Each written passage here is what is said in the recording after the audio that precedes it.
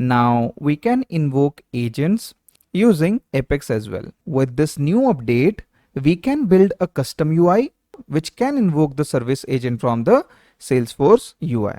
So let me quickly show you one example. So here we have this Agentforce Service Agent, which is of type Service Agent with one topic to give information with respect to the soft drink orders. And as of now, we were deploying these agents on community sites for external users. Now with this new update, since we can invoke the agent using Apex, so we can build a custom LWC component which can invoke this agent. And let me quickly show this. So here I am on the account record page, and here I have this global employee agent, which is nothing but our Agentforce agent, the employee agent. And here also you see that I have this custom LWC component. And in this component, I can actually talk to an agent. And in this case, this agent is going to invoke this service agent. So indirectly, I'm able to invoke service agent from the Salesforce UI as well. So let me just give a try. So first of all, let's just give a message here to see that it's the same agent that I'm invoking. So I'm going to say hi here, and let's just see what is the response coming. So hello, how can I assist you today? So I'm going to give the very similar message here as well. And if you see, I have built this LWC component in a very similar manner so that it shows the conversation history. So here the default message comes as, hi, I'm Agentforce. How can I help you? And now let me say the same message hi here as well. So here I can press enter, or I can click on the send because it's my custom LWC. I have implemented at both action. So I'm going to press enter, and here you see that this LWC component is invoking the Apex class, the Apex class further invoking this particular agent. And here you see that the response is same, hello, how can I assist you today, which is basically the same message this Agentforce Service Agent was giving. And here if I say that what is the status of order 200, so the status of order 200 is open, and I'm going to give the same prompt here as well.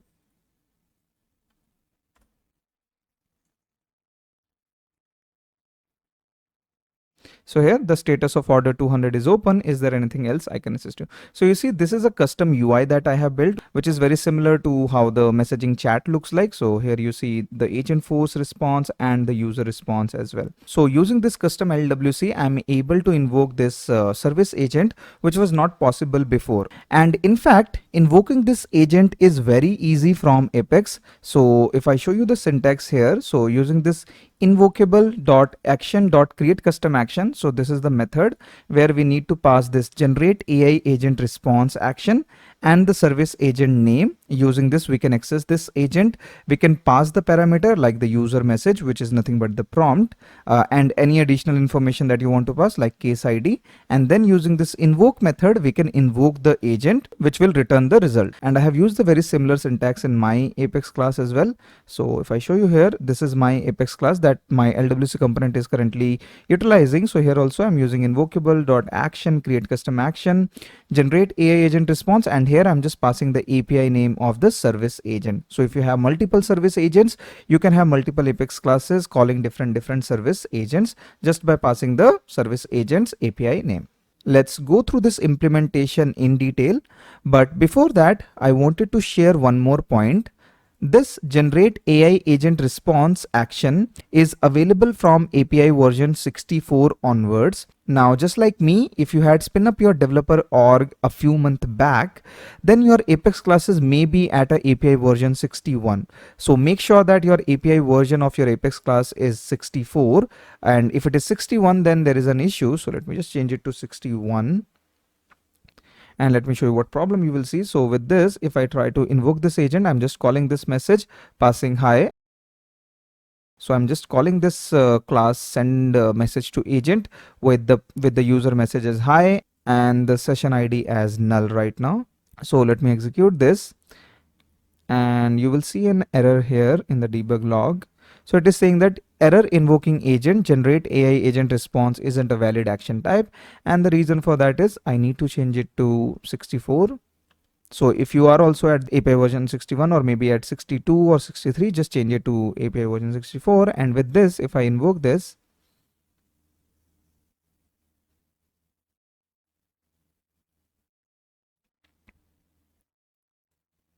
Now we will see that agent response, hello, how can I assist you today with the customer support issues or question, and we are also getting the session ID.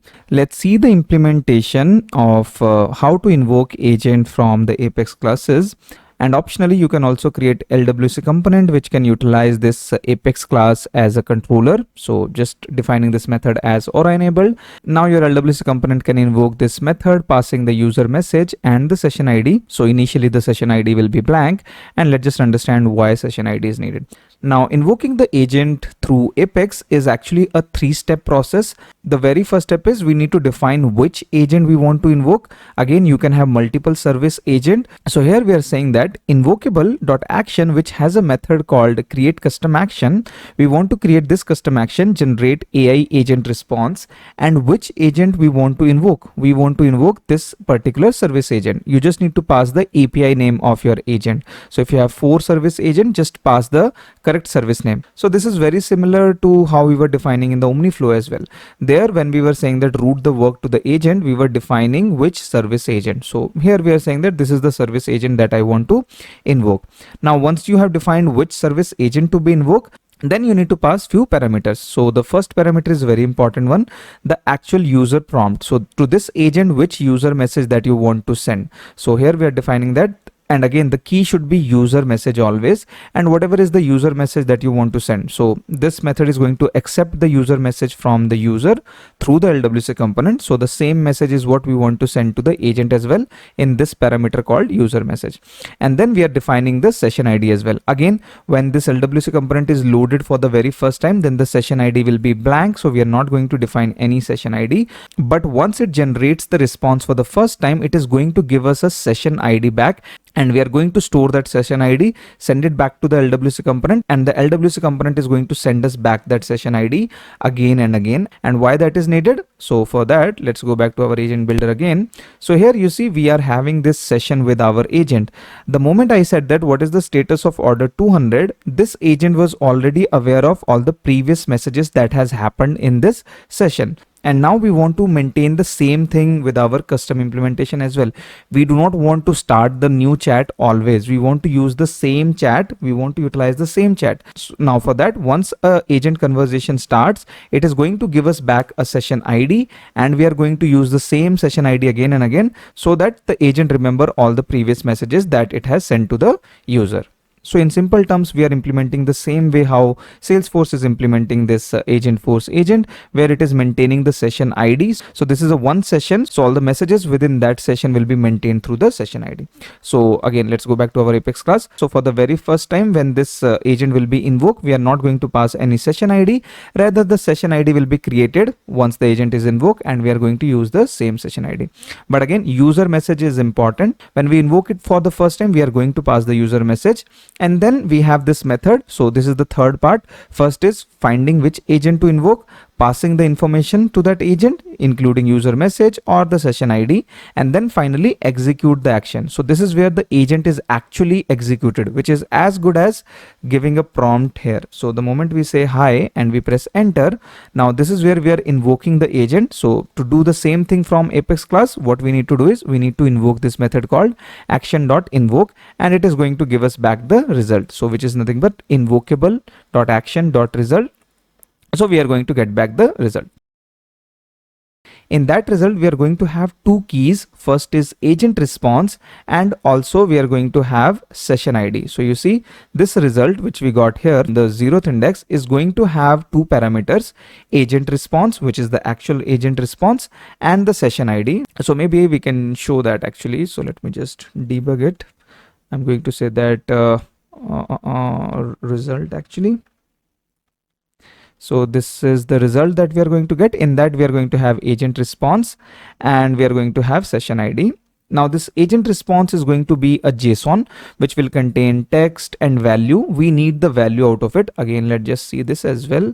So I'm going to say that system.get debug. I'm going to see what is the response map coming. So the response map is going to be a JSON. Within that, we need the value which will have the agent response. So maybe let's just see that through the debug statement. And then from there, we're extracting the value, and then that is what we are storing in this agent response, which we will send back to the LWC component. And as I said, the result will also have the session ID. So we are getting the session ID, storing it into the response. So this is the response that we are sending back to the LWC component, that will have the agent response, and it will also have the session ID. And we are setting that we did got a response from agent. But if something goes wrong, we are going to say is success is false, and error message will be displayed. So first of all, let's just invoke this and see these debug statements. So what I can do is I can go to my anonymous Apex here, and let me execute this anonymous Apex. So I'm calling this agent chat controller. I have to deploy it actually. So let me just deploy this. I just added few debug statements. Right, so now I have this debug statement. Like once it is invoked, it is going to send us a result array. Within that, I mean, there will be just one result. We will have the 0th index. In the 0th index, we will get the result, which will have the agent response and the session ID. And let's just see that. So from here, I'm going to execute this.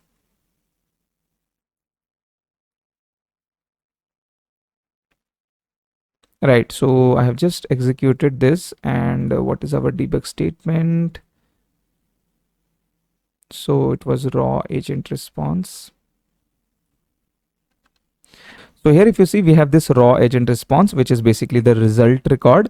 This result will have multiple things, but we are interested into the agent response, which is this one. So this is the agent response where we have the actual value. So this is the value that we want to take out from this and send it back to the LWC component. And also we are interested in the session ID. So it will have multiple parameters, but we are interested in the agent response as well as the session ID parameter. So that is what we are doing here. We are saying that from this result, we are going to take out the agent response, which is going to give us this part, basically this JSON. In this also, we have the type as text. I'm not interested in that. I'm actually interested in the value, which is this one. So we are going to take out that value. So it is going to give us another JSON, which is this raw agent response. So we are converting into JSON, like preparing a map of string versus object.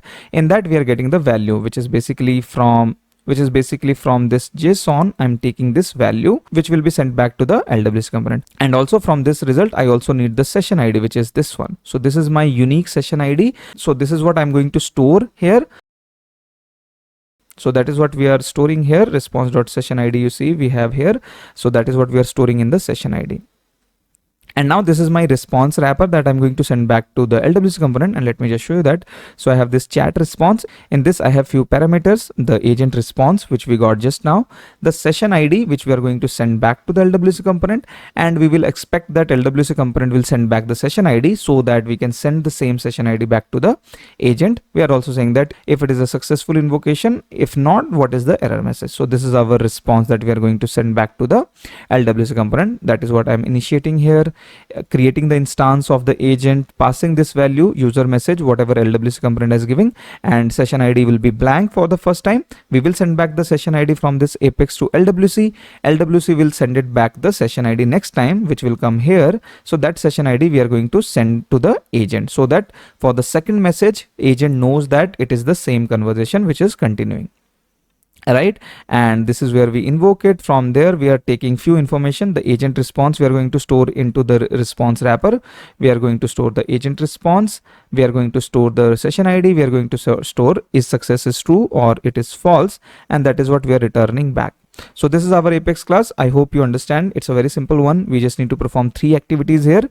Find the agent or instantiate the agent, send the required parameters, and then invoke the agent. Once you invoke it, you are going to get the result. From that result, we are interested in the agent response and the session ID. So that agent response is what we are storing it here.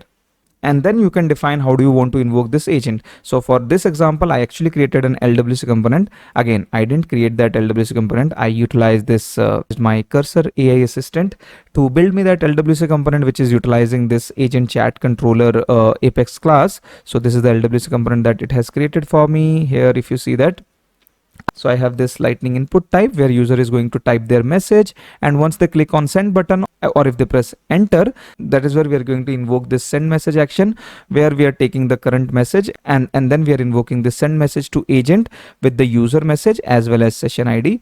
Don't worry, I'm going to give this LWC component in this lecture's resource section, but this LWC is built by this Cursor's AI assistant. So if you're enrolled into my other course, which is Salesforce Development with AI, where we have learned how to utilize this Cursor and GitHub Copilot, there you know that, we can build this LWC component or even Apex classes with the help of these AI assistant. So I just build this LWC component here. Again, what is this LWC component? It has like input field here. Let's just see this actually on the UI first.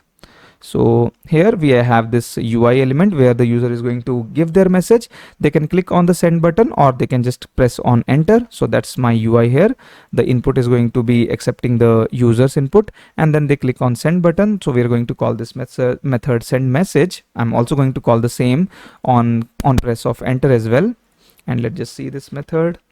So first of all, this method send message to agent, which is our main method here, send message to agent, is what I have imported here in this LWC component, and that is what we are invoking as well from this send message method. Let's just see that. So we have this send message method here, which is a async await method, because we are going to invoke a Apex class. So you can use the promise and imperatively you can call this Apex method, or you can use the async await to call this Apex method. So this is where we are calling this send message to agent, passing the user message, whatever the user message that he has typed, and the session ID. So initially the session ID will be null. So that is what we are going to pass it, and we will get back the response. So from there we are going to get the session ID. So that is what we are storing here.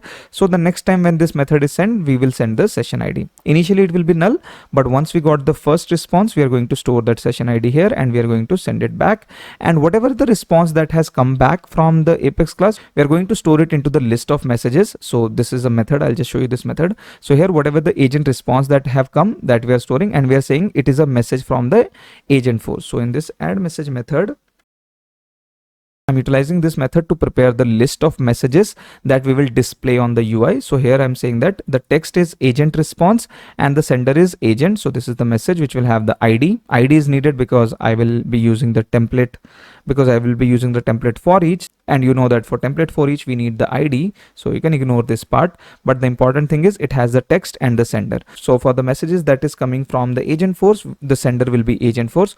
The messages that our user is adding, for that the sender will be the user. So again, if you see here, when we clicked on this handle key up or this send message,